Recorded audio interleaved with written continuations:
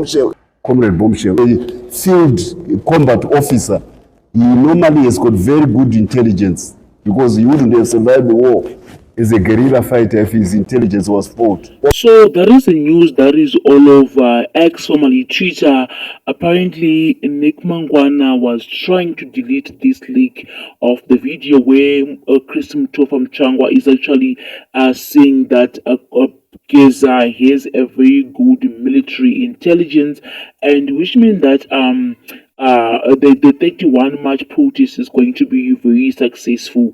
This was actually a leak, and Nick Mangwana was trying to delete this video until the ZMI actually reposted it, asking Nick Mangwana if he had succeeded in deleting the video where he is saying that Comrade Geza has a very good military intelligence.